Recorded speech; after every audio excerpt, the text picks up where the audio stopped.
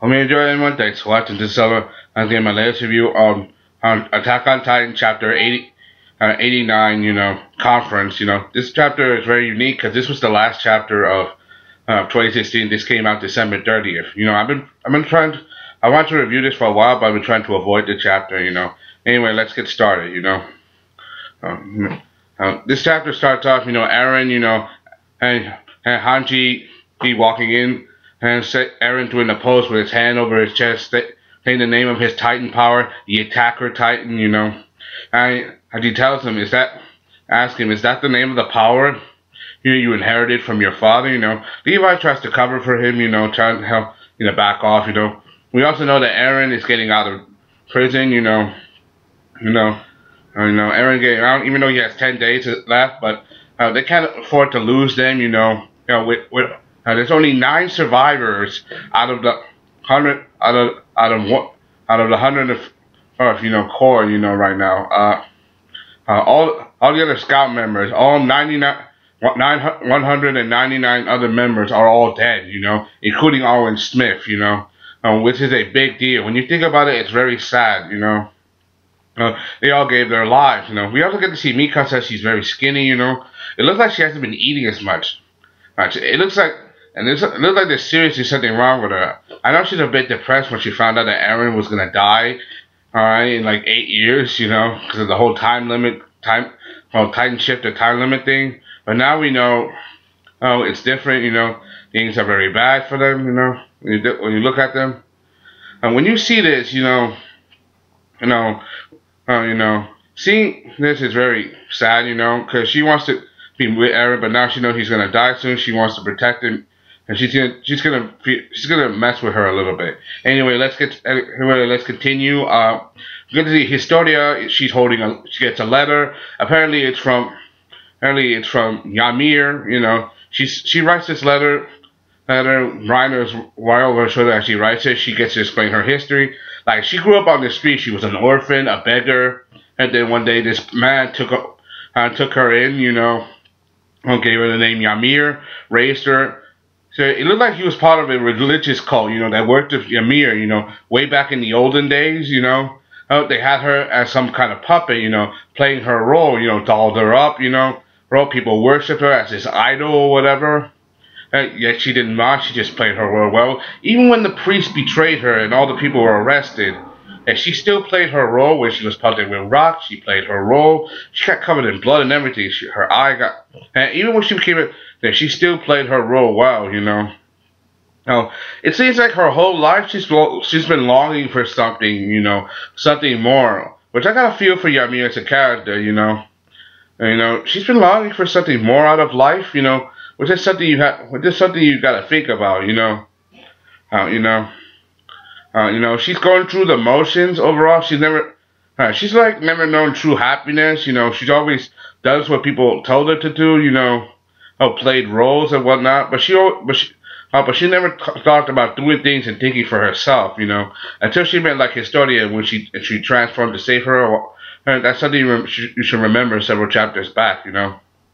When you think about it, Historia is like her closest friend. Overall, when so now she's like letting her know, telling her that she's gonna die soon, telling her to have no regrets and sorry, I can't marry you yet, love letter stuff, I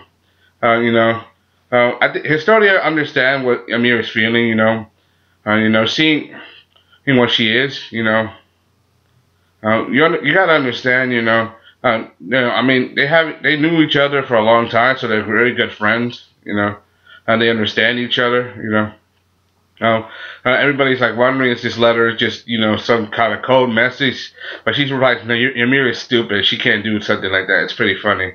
Like, she know her so well, she's not too smart.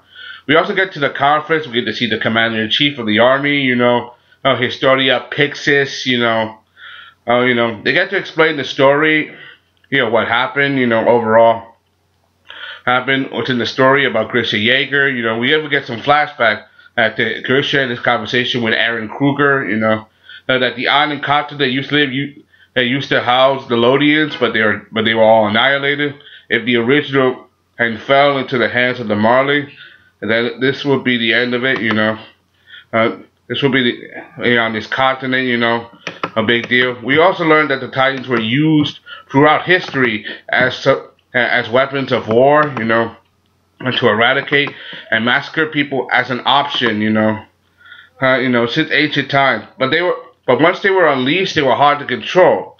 Oh, nowadays the island can't live outside of the wall, similar to a prison, basically, all the pure Titans, went on a rampage, overall. They were out of control, hard to control, and those people the Eldians who became, the people, but now this is out of control, The same thing happened since they had approached the island without care, basically, the island was confined, quarantined, make sure to keep everybody out, because keeping the Titans apart from people, to manipulate them for later use, as weapons, overall. We also know that the King Franz, created a truce.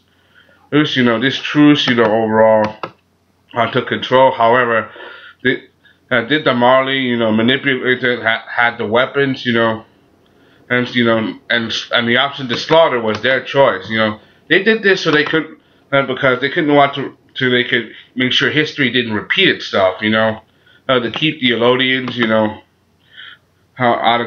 on control, because they once ruled the world. But if the Elodians were allowed to flourish, they were afraid the same thing would happen all over again, to manipulate them, You need to, in order to do that, to stop this cycle, you need to obtain the original type power that the King Franz has.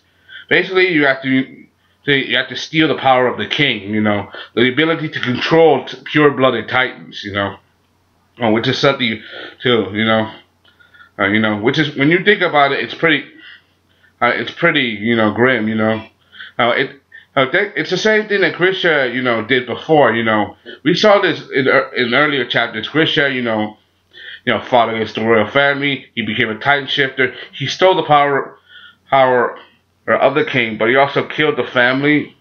But he also later got devoured and gave the power to his son, the attacker Titan power, basically, he fulfilled his mission. I'm sorry if I'm talking out of pretense, this chapter was very difficult because the translation is not very good. And, when you see this, he fulfilled his mission. He gave the power to his son. However, his son only controlled the Titans one time. Yet only someone with royal blood can do it. And he did it that one time, We also know that anybody else who with royal blood, who submits to the power of the king, who also has the power king, who basically takes on the same traits as the king himself, the truce. We all know this was false, he used the power to steal people's memories, to manipulate there was no life outside the walls, to manipulate them, to think the walls were a paradise, this was all a lie. They called him a coward, Sorry, my throat hurts, They called him a coward, and for good reason, He didn't want to get his hands dirty, he didn't want to get involved, However, people like Kruger and Grisha, they wanted to take action, they wanted to stop all this, they wanted to change things, so in order to do so, they had to take back the power. However, being not of royal blood, it's going to be hard for them to control the power. So how are they going to do that? How are they going to take back the power and control it if they're not royal blood? Simple. Simple. Someone with royal blood can control it better, but if you eat someone with royal blood, then there's a chance you can control it. This is what happens in Eren's thoughts. He remembered to the time when he fought against the Smiling Titan, and when he launched his fists against her and he manipulated all the other Titans. And we know that Dina was really the Smiling Titan, that she was Grisha's first wife, but she also had royal blood inside of her. Maybe only someone with royal blood, when you have contact with someone or you devoured someone with royal blood, can you use the power of the Titans, to control all the other Titans. Eren only did that one time because he punched Dina in her Titan form, because everything was so connected at that one time, so much was happening. However, this also Eren some concern. If this if this what happens when he was around Dina, what about Historia, who also has royal blood? What would be her fate? He kept his mouth shut to protect her. Then you get the end of the chapter when Kruger and Grisha are talking. Said protect Armin and Mikasa. And he says what? He said I don't know. Whose memories are these? Remember, Eren has the memories of not only Grisha but also Kruger inside of him as well. So all those minds, they're all melding together at once. So anyway, that's all I gotta say. And thank you for watching. Hope you enjoyed this. Sorry if I confused you in this video. My throat is very sore. I'm a little sick. That's all I gotta say. But I decided to do this video anyway. Anyway, hey, this is Solomon Adams. Gave my latest review on Attack on Titan chapter 89. You know, so many things happening all at once. You know, can't wait to see what happens next. I'm out.